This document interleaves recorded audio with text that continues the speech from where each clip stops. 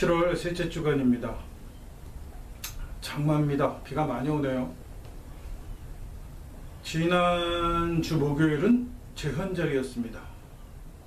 전에는 공휴일이었는데 언제부턴가는 공휴일도 아니고 기념일이 되어버렸지만, 제헌절이 되니까 법이라는 것에 대해서 생각을 많이 하게 돼요. 법이 뭐냐? 사람들이 모여 살면서 공동체를 이루고 살게 되면서 서로 이제 지켜야 할 것들이 생기게 되는 거죠. 약자를 또 보호해야 하기도 하고, 강자들이 자기 마음대로 하니까 사실 법이라는 것은 약자들을 보호하기 위해서 시작되었다라고 봐도 과언은 아니에요. 그래서 법이 만들어집니다. 근데 과거가 종교와 권력이 서로 이렇게 연관되어 있었기 때문에 사실 이런 법에 대한 어떤 그 기준, 정의들을 종교에서 많이 가지고 왔다는 거예요. 그러니까 종교적인 가치관이 법의 가치관이기도 하죠. 더군다나 서구 같은 경우에는 기독교가 오랜 동안 국교였기 때문에 기독교적 교리의 가치가 종교적 가치로,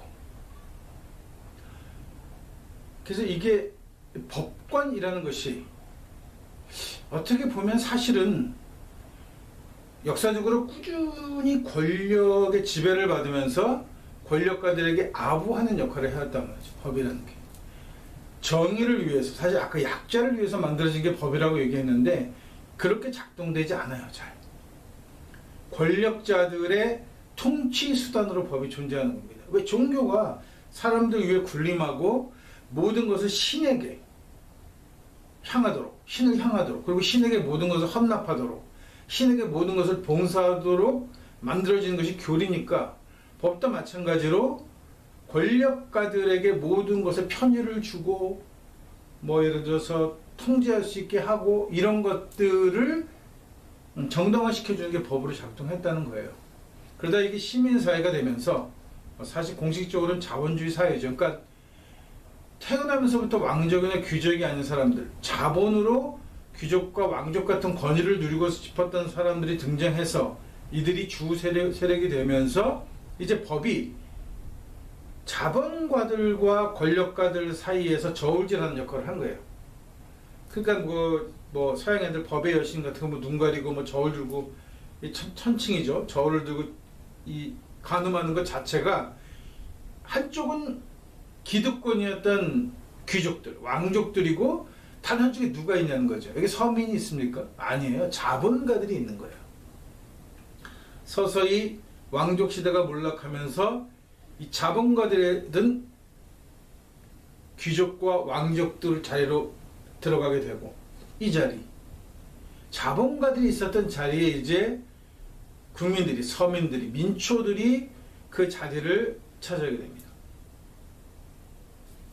그러니까 법은 공정할래야 공정할 수가 없는 거예요. 왜? 처음부터 가난하고 힘들고 민초들을 위해서 만들어진 것이 아니기 때문에 하찮습니다.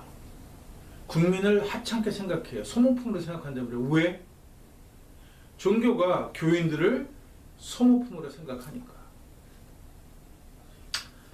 요새 과학자들 혹은 유사 과학자들이 내놓은 여러 가지 이론들 중에 인간은 지구에 속해 있는 존재가 아니다. 지구라는 공동체에 속해 있는 존재가 아니고 외부로부터 들어온 존재다라는 얘기들을 토로하죠. 그래서 여기가 우주 범죄자들만 모아놓은 곳이라고 할 만큼, 그런 얘기를 해도 좋을 만큼 인간들의 심성이 딱히 좋지 않아요. 그래서 그런 이유들 중에는 태양계인데, 태양이 중심에 있고 태양으로부터 모든 에너지를 받아들이고 모든 것이 태양으로부터 시작해서 태양으로 끝나는데, 인간은 태양을 똑바로 쳐다보지도 못하는 존재. 태양에 많이 노출되면 화상을 입기도 하고 혹은 다양한 병에 걸리기도 하죠. 그리고 인간은 자체적으로 영양분을 만들어내지 못해요.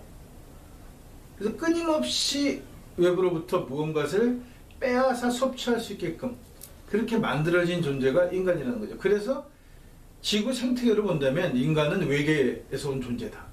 지구와는 전혀 어울리지 않는 생태 구조를 가지고 있다라고 이야기하는 것도 어느 정도 일리가 있는 말이에요. 인간이 멸종시킨 종들이 굉장히 많습니다. 인간이 번성해서 좋은 일은 별로 없었어요.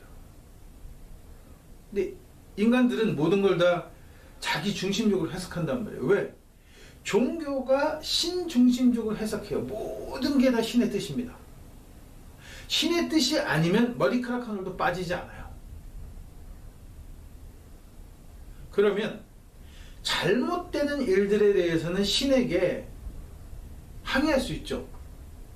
대머리는 신에게 항의할 수 있습니다. 왜 내 머리카락은 제대로 붙어있지 못하고 빠지냐고 따질 수 있는데 따지지 못하게 해놨어요. 왜? 모든 잘못된 것들은 신은 원래 그렇게 하려고 한 게 아니었는데 인간 너희가 죄를 지어서 그렇게 된 거야.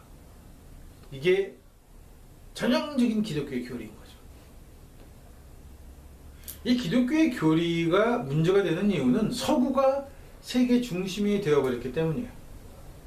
그러니까 가치관, 문화, 종교 모든 것이 서구가 문명인 것처럼 선진 문명인 것처럼 행세를 했기 때문에 사실 모든 가치관들이 거기서부터 출발한단 말이에요. 우리가 전통적으로 가지고 있던 가치관은 중요하지도 않고 별로 관심도 없어요. 왜냐하면 이건 이미 식민지 시대 때 야만이고 미신이라고 매도되었기 때문에. 그러니까 일어날래야 일어나기가 어려운 거예요. 왜? 꼭꼭 짓밟고 서 있는 겁니다. 서구 가치관들이. 그러니까 안 되는 거예요. 이번 주에 페북에 글을 쓰면서 제가 상당히 열을 받았던 부분이 청문회를 보니까 계속해서 우리의 주적은 누구냐고 물고 늘어지는 거예요.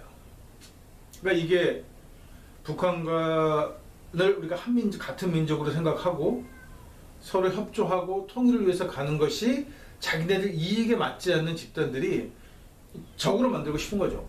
그 적이다. 6.25 때 우리가 싸웠잖아. 총불을 겨눴던 적이잖아.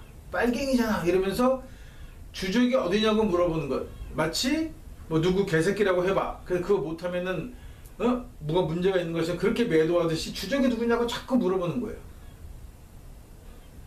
제 지인 중에 하나도 육사 시험 봤다가 떨어졌어요. 마지막 면접 때 주적이 누구냐고 물어봤는데 뭐 육사 쪽에서 원하는 대답은 북한이었겠죠. 근데 북한이라고 대답하지 않아서예요.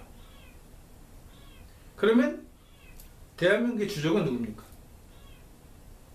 대한민국의 주적은 있을 수 있어요. 그거는 우리 자주 독립을 방해하는 외부 세력들 다 주적이죠. 내부적으로 매국노들 주적이죠.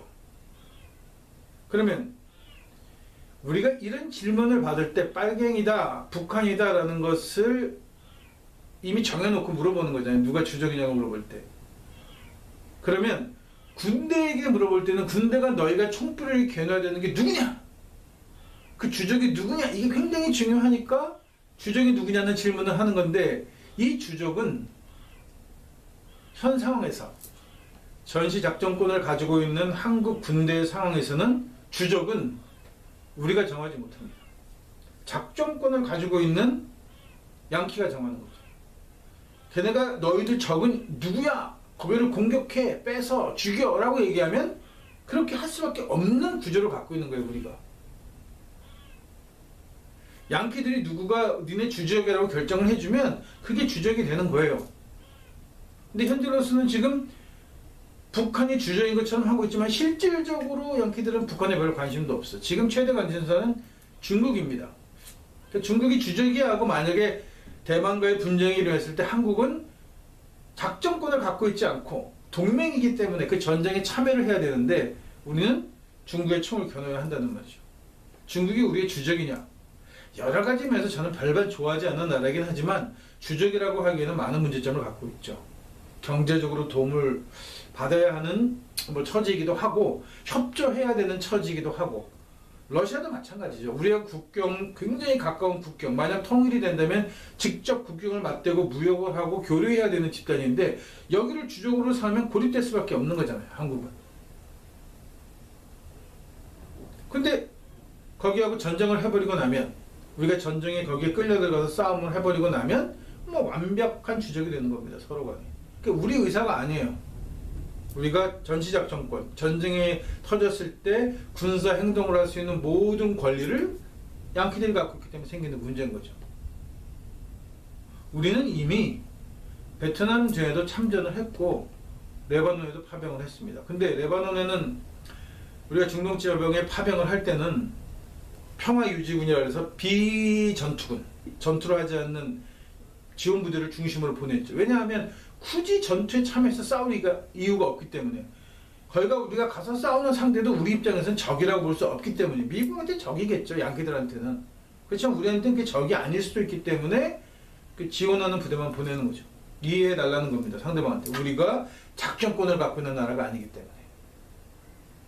베트남에서는 용병으로 싸웠습니다. 다행스럽게도 베트남이 그렇게 얘기합니다. 너희 한국은 그냥 미군 용병이었던 거야. 미국 용병이었던 거지 너희가 무슨 주체적인 의지를 갖고 베트남에서 싸운 거라고 생각 안 해 라고 그렇게 얘기를 해줘 버렸어요. 오래전에 이미. 자기네들이 전쟁에서 승리했고 프랑스도 몰아냈고 미국도 몰아내면서 자주국가를 생겨나니까 자신감이 생긴 거죠. 그러니까 한국한테 여유를 부리는 거예요. 너희는 우리하고 전쟁은 비록 전투에서 비록 서로 총을 쏘곤 했지만 우리하고 너는 주적은 아니야. 너는 그냥 당시에 그냥 미국의 용병이었을 뿐이야. 이렇게 이해를 해주니까 고마운 거죠. 근데 왜 우리가 이런 이해를 받아야 하는 처지에 계속 놓여있게 되느냐는 거예요. 이것도 전시작전법이라는 법이 잘못되어 있기 때문인 거죠. 주권을 빼앗긴 거잖아요. 이승만이가 훌러덩, 물론 뭐 이승만이가 그 유모신가 하는 그 이상한 그 또라이 같은 장군놈 하나 때문에 개박살 나면서 결국은 어쩔 수 없이 내어주게 된 거지만, 작전권을 내어주면서 한국 군대는 독자적으로 행동할 수 있는, 군사 행동을 할 수 있는 주체가 아니에요.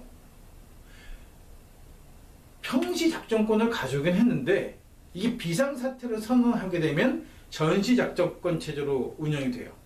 근데 미군 애들이 계속해서 비상사태라고 이야기를 합니다. 결국은 우리가 평시 작전권을 행사할 수 있는 기회는 없었던 거예요. 자, 이렇게 본다면 박정희의 쿠데타나 전두환의 쿠데타나 심지어 요 근전에 일어났던 계엄까지도 미국 애들의 암암리의 미국 애들의 암묵적인 동의가 없으면, 아니면 도움이 없으면, 승인이 없으면 불가능하다는 거예요. 군대를 움직일 수 없기 때문입니다. 군대를 한국군이 마음대로 일정 거리, 지역, 어느 지역 이상을 벗어나는 것 자체가 안 되는 거예요. 우리 작전권이 없거든요. 그러니까 그런 거를 하고 사후에 승인을 받든 뭐가 됐든 간에 유엔 사령부, 실질적으로는 양키 부대죠. 양키 사령관이 이렇게 고개를 끄덕여 줘야만 가능한 거란 말이에요. 그러니까 한국 정치에 있어서의 비극에 양키들이 배후에 있다라고 자신 있게 얘기할 수 있는 부분인 거예요. 그리고 여전히 한반도가 식민지다라고 이야기하는 겁니다. 주체성이 없잖아요. 우리 자주 독립하지 못했습니다. 우리는 해방이 되면서, 그 해방이라는 것도 사실은 일본과 미국이 태평양에서 싸웠던 태평양 전쟁이라고 부르죠. 태평양 전쟁 싸움에서 일본이 지면서 미국이 승리하고, 그 덕에 한국이 식민지였던 상태에서 결국은 양키 소유의 식민지로 바뀐 거란 말이에요. 근데 우리는 이거를 뭐 대단하게 독립이나 한 것처럼 얘기하지만 사실 독립은 아닌 거예요. 왜? 우리는 미 군정 하에서 그사키 메가더가 만든 칙령에 의해서 운영되었고, 그 이후로도 꾸준히 이승만 정권이나 박정희 정권 그 이후로도 꾸준히 우리는 미국 영향에서 벗어나지 못하는 거예요. 이게 식민지 지역이 더러더러 독립을 하면서 이 문제가 그렇게 표면적으로 대놓고 식민지처럼 운영하기 어려우니까 실질적으로는 뭐를 가지고 주어 짜냐 하면 경제를 가지고 주어 짜는 거죠. 이게 이 미국도 뭐 이제 슬슬 숫골 또라이들이 세상에 돼가는 것 같은데, 이 트럼프가 대통령이 되더니 관세를 가지고 옥죄이기 시작합니다. 우리가 물건 사주는데 너희 세금 많이 내야 돼. 이제까지 너희가 물건을 팔아먹었는데 너희가 이제는 미국에다가 공장을 짓고 여기서 물건을 만들어 팔아야 돼. 이런 식으로 자기네들이 이익을 추구하는 거죠. 이익을 추구할 수 있죠. 근데 걔네들이 이익을 추구하는 걸로 끝나지 않고 그렇게 제재를 걸었는데도 말을 듣지 않으면 경제 봉쇄를 해버립니다. 북한은 한국전쟁 이후로 내내 서방의 봉쇄를 받으면서 고립된 나라예요. 그러니까 그렇게 못 사는 거예요. 뭐 김씨 일가가 정치를 잘못해서 못 살게 됐다? 그럴 수 있죠. 독재를 하면서 문제가 있는 거니까. 그러나 실질적으로 그것보다 더 중요한 건 양키들이 절대 잘 살 수 있게끔 하지 못하게끔 계속 지속적으로 방해를 하는 거예요. 중국도 한국이 잘 사는 건 원치 않아요. 이런 상황에서 제헌절을 맞아서 우리가 뭘 생각해야 되느냐? 제대로 된 법을 세워야 합니다. 서로가 만든 가치관이 아니라 우리 가치관으로 제대로 된 법을 세워야만 진정한 자주 독립을 이룰 수 있을 겁니다.